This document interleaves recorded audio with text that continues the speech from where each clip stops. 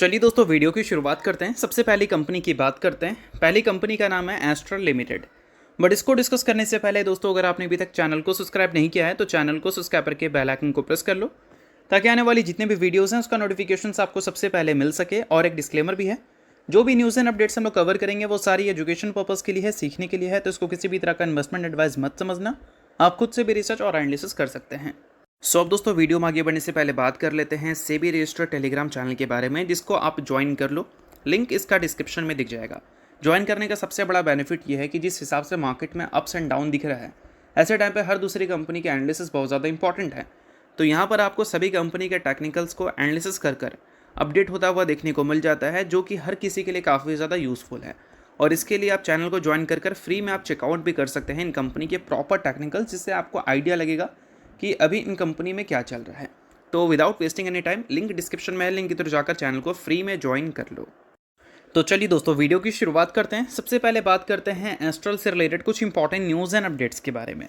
तो दोस्तों, आप सभी को पता है आज के दिन एस्ट्रल का परफॉर्मेंस हमें काफ़ी ज़्यादा ख़राब देखने को मिला था। एस्ट्रल लिटरली हमें क्रैश होती हुई दिखी थी, और क्रैश का नंबर भी छोटा मोटा नहीं, एक टाइम पे 10% तक क्रैश देखने को मिला था। फिर कुछ रिकवरी के साथ 8% पे कंपनी ने नेगेटिव क्लोजिंग दी थी। अब इस क्रैश के पीछे का सबसे बड़ा कारण है डिमर्जर। डिमर्जर किसे कहते हैं? जब एक कंपनी अपने एक एंटिटी को सेपरेट कर देती है। अब रिलायंस की अगर हम बात करें तो रिलायंस की जब नंबर्स आप देखते हो तो उसमें रिटेल के भी नंबर्स होते हैं, जियो के भी नंबर होते हैं, O2C के भी होते हैं, आने वाले कल में न्यू एनर्जी बिजनेस के भी नंबर होंगे। तो रिलायंस अगर चाहे तो किसी एक कंपनी को सेपरेट एंटिटी बना दे, लाइक रिलायंस रिटेल, तो इसके लिए उसको अपने बिजनेस से उसको डिमर्ज करना होगा। मर्जर का मतलब बिजनेस में ऐड करना, और डिमर्जर का मतलब बिजनेस से अलग कर एक सेपरेट एंटिटी बना देना। ठीक है, क्लियर? तो डिमर्जर की अपडेट है कि कंपनी के बोर्ड ने अप्रूव कर दिया है एस्ट्रल का जो केमिकल बिजनेस है उसके डिमर्जर को। इस चीज़ को मैं थोड़ा सा डिटेल में समझा देता हूँ। देखो एक सेकेंड, हाँ देखो यहाँ पर मेंशन है, एस्ट्रल ने इन्फॉर्मेशन दिया है कि कंपनी के बोर्ड ने अप्रूव कर दिया है कि कंपनी का जो केमिकल बिजनेस है उसको डिमर्ज कर इनके मेन एंटिटी से सेपरेट मार्केट में लिस्ट करना है।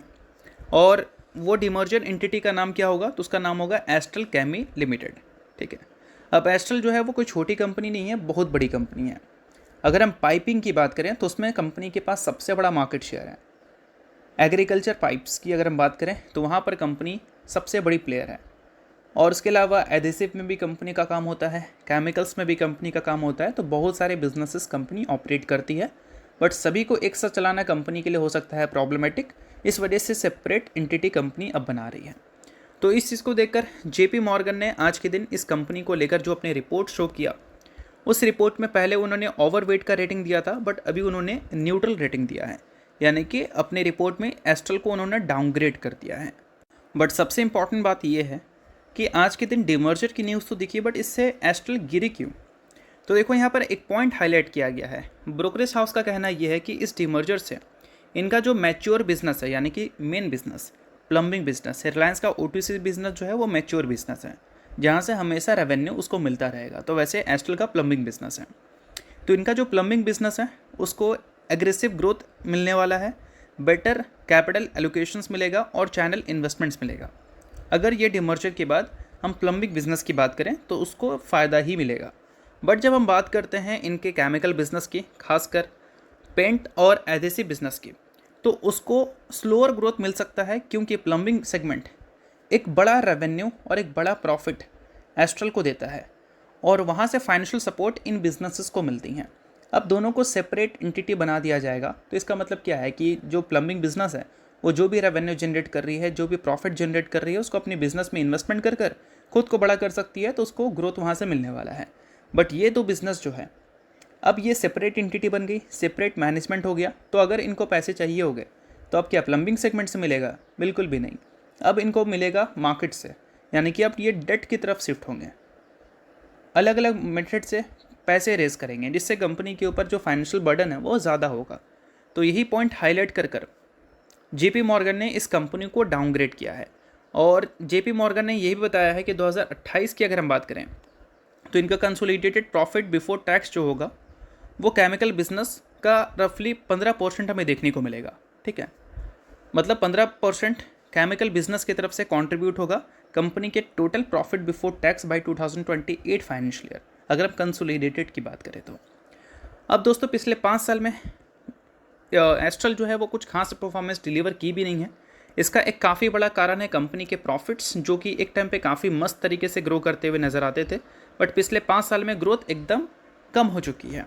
अब इसका भी बहुत बड़ा कारण है कंपनी के ऑपरेटिंग प्रॉफिट मार्जिन, जो कि एक टाइम पे हमें 20% दिखा करते थे, फिर गिरकर 17% पे, फिर 16% को लगातार कंपनी ने मेंटेन किया, और इस फाइनेंशियल ईयर भी कंपनी ने 16% की ही ऑपरेटिंग प्रॉफिट मार्जिन रिपोर्ट की है।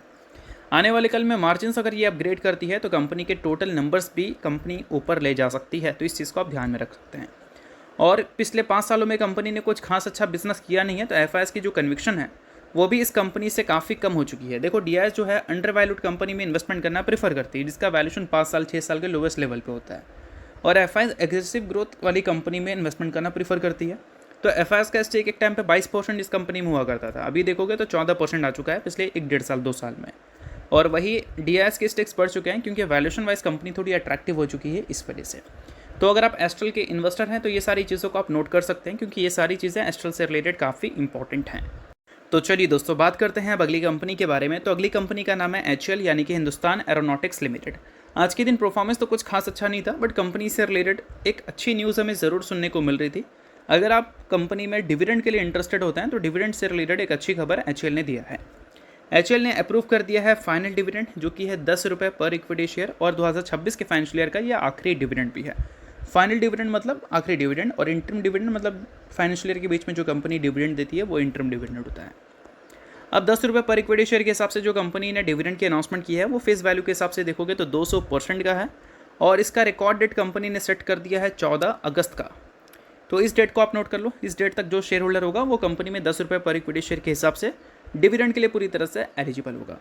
अब इसके अलावा एक और न्यूज़ रिसेंटली हमें दिखी थी, एचएएल और एलएनटी दोनों फोकस में रहती हुई दिखी थी, क्योंकि ड्रोन प्रोक्यूरमेंट प्रोग्राम की बात करें तो उसमें एचएएल और एलएनटी ने बिड किया था। 30,000 करोड़ का ये प्रोक्यूरमेंट प्रोग्राम है, यानी कि 30,000 करोड़ के प्रोजेक्ट्स हमारे डिफेंस मिनिस्ट्री की तरफ से इंट्रोड्यूस किए गए हैं, जिसमें पब्लिक कंपनीज़ और प्राइवेट कंपनीज़ दोनों ने बिड किया है, जिसमें एलएनटी और एचएएल जैसी कंपनीज़ का नाम भी हमें देखने को मिला है। अब देखते हैं कि आगे चलकर बिडिंग में लोवेस्ट बिडर कौन रहती है, और जो भी लोवेस्ट बिडर रहेगा उसको ये प्रोजेक्ट ऑफिशियली मिलता हुआ दिखेगा, जो कि एक तरह से काफ़ी बड़ी प्रोजेक्ट है। अगर एचएएल को मिल गई तो ऑर्डर बुक और भी स्ट्रॉन्ग हो जाएंगे। अब इसके अलावा एक और न्यूज़ है जो कि एचएएल से रिलेटेड अपॉर्चुनिटी क्रिएट कर सकता है। इंडिया फ़िलहाल डिफेंस एक्सपोर्ट पे काफ़ी ज़्यादा ध्यान दी हुई है, और यूएई ने इंटरेस्ट शो किया है ब्रह्मोस और आकाश तीर को लेकर, और इंटरेस्ट अगर शो किया है और वो ब्रह्मोस और आकाश तीर को एक्वायर करती है इंडिया से, मतलब खरीदती है, तो एक तरह से डिफेंस एक्सपोर्ट के नंबर्स में तेज़ी ही हमें देखने को मिलेगी। और जो कंपनीज़ डिफेंस में मैन्युफैक्चरिंग के तौर पर काम करती है, like BEL, HAL, Mazagon, Cochin shipyard, ये सारी कंपनीज़ इस न्यूज़ से ऑब्वियस ही बात है खुश होगी। तो न्यूज़ काफ़ी अच्छी और काफ़ी अट्रैक्टिव है, आप इस न्यूज़ को ज़रूर नोट कर चल सकते हैं। अब इसके अलावा बात करते हैं अगली कंपनी के बारे में, जिसका नाम है कांदोर ट्रांसपोर्ट। हाल ही में कंपनी ने 3:1 के रेशो में बोनस अप्रूव किया है, इसमें 1 शेयर के बदले कंपनी ने 3 इक्विटी शेयर देने का फैसला किया है। सो अगर आप इस कंपनी के इन्वेस्टर हैं तो इस न्यूज़ को आप नोट कर सकते हैं, इन्वेस्टर नहीं आप इग्नोर कर सकते हैं। न्यूज़ थी इस वजह से मैंने बता दिया, बाकी ये किसी भी तरह का रिकमेंडेशन नहीं है। तो होप करता हूँ ये वीडियो आपको अच्छा लगेगा, और लाइक कीजिए, सब्सक्राइब कीजिए। वीडियो के लिए बहुत बहुत शुक्रिया।